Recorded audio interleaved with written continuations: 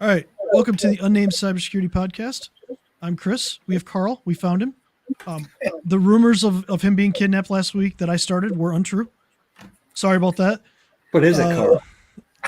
Well, Chris started him. I can't deny or confirm. To be fair, Carl, what's the safe word?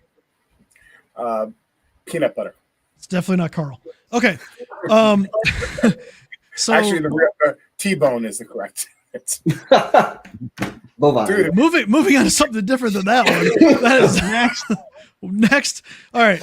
So we're gonna have a little fun today. Carl, right before this, decided to train some people, and he did it on some AI, right? Am I right? You talked about AI a little bit? Well, we all do this to a degree. I teach a number of public organizations, professional organizations on cybersecurity awareness. And today I was teaching a bunch of realtors as far as some of the things. We go over a lot of stuff we talk about here, whether best practices and all of that. But one of the things I said, you know what, with what's been going on, I needed to add a new section on AI. And so what's happened, we just talked about recently that whole, let me see if I can present at the stage. There we go. So a couple of weeks ago, ChatGPT announced a new project called Sora, S-O-R-A, and it's going to get released through the ChatGPT and through Copilot in the next 6 months. From what I've heard, it's going to become a regular thing. And what it is it's basically you're taking the ChatGPT model, or what you might have seen in it's text to video, right? Text to video, but I was just trying to think of the text to pictures. There's a group there. Dolly 3 and stuff like. So now what they're doing is it's the next step is that they can generate videos on a fly based on a text prompt. And some of these are, they had the prompt movie trailer featuring 30-year-old spaceman wearing a knit wool cap. And I mean, some of these pictures are pretty darn amazing with what you're getting here. Okay, that's entertaining. This is, kind of cute. We got the little thing there. But the reason we were going through this and what was is some of these are really hard to detect. I mean, you look at this one here, and unless you study it for a little while because of the blurriness, it looks pretty good, except for, the only thing that was a real giveaway was, it's Danover instead of Range Rover up in the plate. That's about it. The background looks okay. That's pretty much there. There's a woman on a train. This was the one that I loved. I love this one so shot. much because the reflections are sick. Yeah, the reflections are sick, and they don't have to be perfect. As far as you're allowed there. This is the Anafi Coast, and the only thing that really tricks you here is if you look over to the left, you'll see that there are a bunch of little Anafi coasts that this world, they have 20 Anafi coasts as opposed to the one. But that's as good as the average CGI you see in movies. Yeah, that's unbelievable. Well, it's gonna now here on this one, and this is a good way of checking something. You think this is an arm, and it turns into a pillow. It's a little disturbing. Watch it again, folks, just in case you see it. She's in pain, of course, because her arm is being that's weird. Yeah. We're still getting canceled for this video. Move on to a different one, please. Yeah, and then but then we got we got a celebration here, and so what you're looking at is that this is only going to get better. But this is the one. Mm-hmm. The reason I shared this with our group was real estate professionals that I was talking to today, and okay, well they're doing a walkthrough here of a museum space. Well, can't this also be a walkthrough of a house if you can do a museum? Mm-hmm. And we were also talking about, Bob, you mentioned when you staged your house, a house didn't have furniture, they basically virtually put furniture in it. Yep, a lot of the houses you're seeing now are all being virtually staged, and the reflections are spot on. They're getting the light coming back and all that. That's really where they're shining. And we're looking at public AI. These are known as GPT models, and the ones that we hear in the news are going to be ChatGPT, Copilot, Gemini, Adobe has. I think they're going to expand Firefly into it. But there are private GPTs. There are companies that are building ones that they're just keeping in house to use for their own things. They don't have the restrictions that we have, that the public has. And on top of that, you have dark web GPTs that are out there that are just plain out saying, okay, we'll do whatever. We don't care. You just pay us. We illegal. Is it going to hurt people? And you could do a lot of damage, and a lot of damage has been done. As far as this is concerned, it's been let's talk about that for a second from a target perspective. It's 2024. We have an election year. Yep. Perfect example, right? Yeah. Regardless of what side you're on, you can't. You need to verify the data. And because Americans are no longer getting most of their news from for a lot of reasons, from what we would consider the publicly, news sources, it's much easier to these other sources are basically popping in their information. Well, I know that OpenAI is trying to put they're doing in some embedded stuff in their images to show that it's AI generated. Now you can remove the tags, but I think that's going to be important as we get into this, is really having some embedded capability that you can't remove that can prove whether or not a video was created by AI. Well, I think the real problem, again, when you're using tools that have a commercial aspect to them, they can do that. It's going to be the places they can take this technology and harness it privately, whether that's a nation state, whether, as far a number of places that have resources where they certainly can build out a server farm and have enough power. Because let's face it, I don't know what it costs to start one of these GPTs, but I'm sure a couple $1 million, you could probably build out all the technology you need to at least build some small stuff. A little higher, okay, Chris, but we're talking bigger budgets. And one of the things we're talking about before the meeting today that came out, I'm not going to show this because I don't have copyright. Was Kate Middleton just released a photo of herself, with her family a couple of weeks ago. That became a whole thing, and the Associated Press put a kill order out for this. And regardless of the reason she posted it on a personal level, I'm not going to judge her for that. But what was concerning to me was this was released by a government agency. She doesn't release anything to the press under her own personal name. She's a public figure. It comes out through Buckingham Palace, all of these things. So they had no issues about putting out an image that had been tampered or altered with, because I guarantee you people are looking at everything that goes out with a very tight eye. So somebody had to sign off and say, this was okay. And yes, she got caught, but I guarantee you there are people taking notes. Okay, where did they catch it? And let's see how we can make it a little better for the next time. Not to put my conspiracy hat on, but well, Carl, I actually was at a presentation a couple of weeks ago, and they're they're using AIs to help AIs. So they're taking the images from that are coming out, and from one AI, feeding it back into the other one, and say, "Oh, well, you missed this spot. Go fix it." So you get that continuous feedback. Yeah, no, honestly, we're kind of early still in this. So in two years, this technology is going to be so ridiculous and so accessible that it's going to be something that these iPhones, these smartphones, they came out in 2006. So we're now 18 years into them. And how much better have they become? We're only in year 2. It's we're in incremental upgrade mode at this point. And it's gone faster than any other technology that we've ever touched.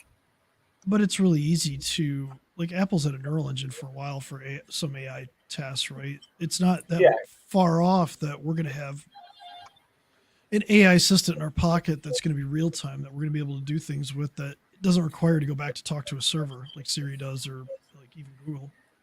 Well, I mean, what all these tools are doing is it's really allowing you to simplify your programming.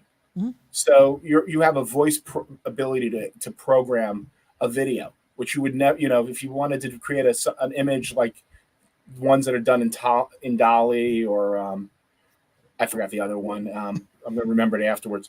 But you would have to be a Photoshop expert to paint all that. You literally are writing prompts, and then you're reiterating on prompts. So the skills level is much lower as far as building these. Now, all of a sudden, you can start to build out scenes that would take, thousands of man hours. You want fun? Try to get it to do text correctly. and come back to Crazy. me. It's so bad. Can't do that it's yet. so bad. Yeah. It's so bad. It's like, dude, I can spell this perfectly, and like, how do you screw this up? Like, but it's still. Oh, it does. So It creates facts. I'm not saying. Sorry. I mean, it's nowhere near perfect. It's got holes in it, but it's going to get better. I mean, remember the iPhones when they came out, they couldn't cut or paste. They couldn't record a video. So there's definitely going to be all the things that we see right now. They may be doing those. There may be already ones that do it that we just don't see. These again are commercially available. You can get a piece of it for like 20. You can get a better version for like $20 a month on all these platforms. I'm sure there are much higher platforms that we just don't know about yet. Mm-hmm. I rarely wear my tinfoil hat, but today I brought it out and shined it up. It's not tinfoil when it's not a conspiracy theory, though. I mean, the Kate Middleton picture happened. It really did, yeah. I'm gonna be doing a webinar in a couple weeks on AI for our customer base, and just trying to talk about how you can help with like your business and things like that.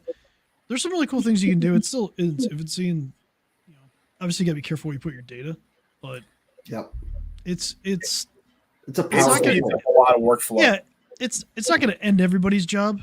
No, might end some people's jobs, but it's not going to end everybody's job. But it's going to make people more productive. That's the whole point of it right now. Absolutely. But let's switch gears a little bit. Let's talk about another serious news story that affects apparently a whole ton of people, and that's AT&T. Here we go again. Oh, yeah, I was just thinking the same thing. I was like, don't say it, Matt. Don't say it. Well, originally, so they admit in April that it was like 71 million people. They've now lowered that down to like 51 million people. We're still trying to figure out what that is. But that was actually posted on a dark web forum like in 2021. It took them 3 years to validate that it was real. And the worst part about that is Social Security numbers are bad. They had their passcodes. So a lot of people protect their accounts with passcodes. Their passcodes were included in that, and they still don't know how the breach happened. And they said a lot of it happened from 2019 and earlier, but it's like, okay, well, that's what you're saying. How realistic is that? They're being very silent about it. They took way too long to acknowledge it. And I'm sure I'm going to get another letter. I'm up to 9 now in the last 14 months. Let's make it 10, baby. Maybe I can get to 12 by next week. And I'm like, I don't really do business with that many people. So like personal consumer business with very many people. So this is terrifying. But what can we do to protect ourselves if your data is exposed? And I think that's the big key that we want to talk about today. Well, I think I'm going to be a little bit more. I'm going to pull out that tinfoil hat of mine again. I'm going to make maybe it's 10, maybe it's not. But my feeling is that it's not if your data is. I would just go by the strong assumption that it already is exposed. Because when we talk about AT&T, I don't use it, but I use T-Mobile. Most might be worse, dude. Okay. I'm assuming everybody here files taxes. A lot of IRS offices have been breached. What's that? I said I'm supposed to file taxes. That's another show. I'm Wesley Snipes, dude. I'm just kidding. IRS, I'm kidding. I wrote my check yesterday. It's always a joke, IRS. It's always a joke. I love it. Yeah. But let's just, it's probably safer to assume that your data is out there. And if you look at even from the fact of the reporting aspect, it took 3 years for them to finally tell you your data is here. So what do you do? My first thing that I do personally, I recommend it to everybody, is to freeze your credit. And that is free. It's a little bit of a pain in the neck. But what it does is they cannot run the credit against your account. Even if they have the contact information. So what you do is you go to the big 3 reporting agencies, and you guys, if you have any flavor of this, and you can basically, every reporting agency by law has to give you the ability to freeze your credit, which basically means you write a password. You want to put MFA on that as well, multi-factor authentication or 2-factor authentication. And when you need to go ahead and purchase something where you're going to need a loan, whether that's a car, a house, whatever, you can release your credit to be, open for a couple hours or for a day or two, whatever the term that you would need. from Can, small. can I go into a slightly embarrassing story I did to myself there? I actually had Sure. my identity stolen. Please, this is only Please, this is going to be viewed by millions and millions of people. So I think it was 2000 and it should have been like 2018. My credit was stolen from the Equifax breach, and somebody managed to purchase it was like $16,000 of jewelry and credit opened on my name. Yeah, and luckily I was able to recover all of it, but it was a long battle. It was a real pain in the butt, but I learned a lot through that. Carl's knowledge here probably would have saved that from ever happening. After that, I locked my credit, and there might be differences now, but back then I was able to set it up to have them call me if I tried opening credit or if I got a credit check. Mm-hmm. So remember, you lock your credit before you are in a Firestone opening a credit line to get the discount on your new $5,000 tires for your fun vehicle. Because as I was standing there, my phone rang and I said, "Oh, I don't know who that is," and I sent them to voicemail. And they said, "Sir, you're denied," which was pretty embarrassing. And that's all they knew. They didn't know my credit was locked, but I listened to the voicemail hours later, and it was them checking if I was indeed opening an account. So note that Matt wasn't embarrassed about spending $5,000 on tires. He was embarrassed about getting rejected for spending $5,000. I like my vehicle toys. Okay, I got priority. If you guys may have never seen this, but yeah, we recommend that you freeze your credit, right? The problem was Experian. Up until 2022, I think it was like the end of 2022, you could just bypass their multiple choice questions to just get it re-enabled. Oh, wow. There's always, we're never going to give you a perfect silver bullet. We're working in a messed up world. It's mitigating risk with what we got, right? Hey, trying to reduce it. I mean, Chris's favorite thing about is talking about, and I agree with him, is all the problems that companies do to make our data, they don't follow the rules. They don't do anything else. And what we're looking at is, okay, what's realistically the best thing we can do? Because, hey, look, end of all of our meetings, I'm sure every time you talk to a large group of people, they're like, "Man, you scared the crap out of me." And we're not trying to scare anybody. We're trying to educate people. I think the April 1st, 2004 is a date that will live in infamy. And I don't think people understand why. It was the date that Gmail was launched. It's the date that really shows everybody thought it was an April Fool's joke, right? Because they were giving you some data, they were giving you email. If something's free, you're the product. Absolutely. Your data is the product. Just understand that. If something is free, you're the product. What really irritates me is when you pay for a product and they still don't take care of your data. They still sell it. They still do things like that with it. Like if you're accepting the fact that, hey, in exchange for my data, I'm getting something for free, that's your decision, 100%. But we still have to have guardrails around what they can do with that data. California's doing a decent job with the California Protection Act.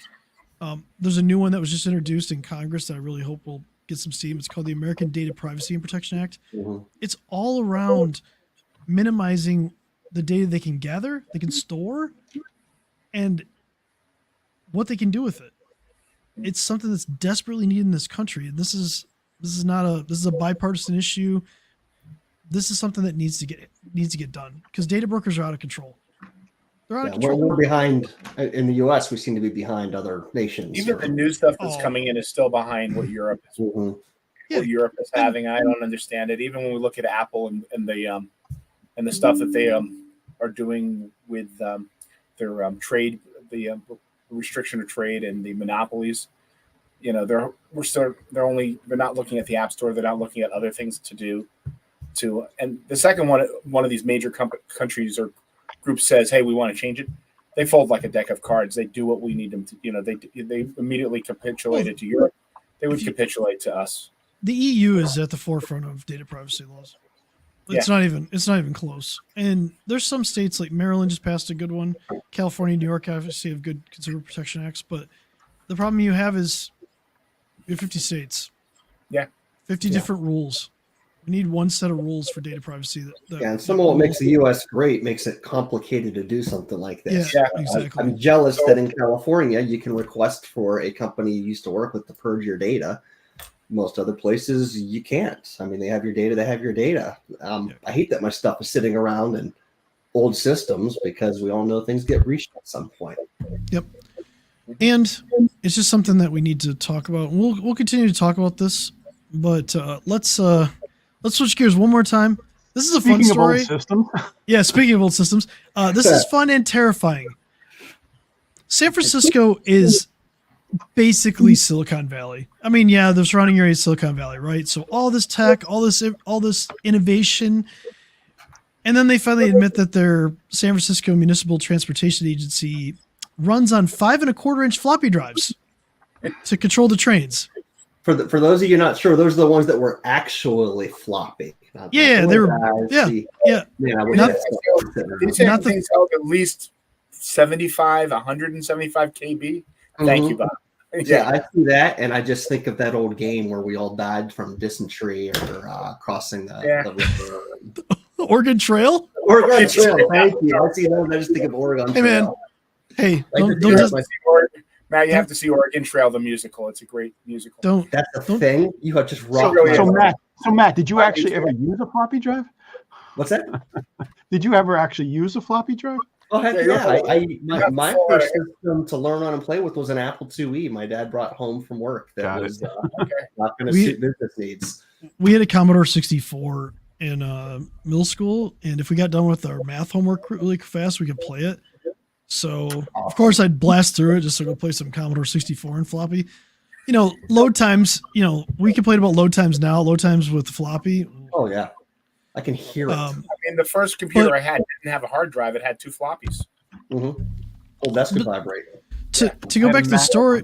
Oh, what would you have? A Mac? I had a Mac with hard drives on it. Well, okay. Bob grew up in the nice part of New Jersey. So this kind of goes back into the story. If you read into this whole San Francisco thing, they're like, we put this in 1998. Okay. 20 to 25-year lifespan. Interesting. Go on. We didn't have hard drives. That's news to me that hard drives didn't exist in 1998. I think that's news to the rest of the tech industry too, guys. So what did you buy? Chris, are you saying the backup is floppy? Or What? did you say that that's what they're running their system on is floppy? Like They're running a system on floppy. They have to swap floppies out. They're afraid that they could have catastrophic failure because if these floppies wear out, and I don't know what their backup process is, like maybe they have backup copies, like they could have catastrophic failure of their actual train system.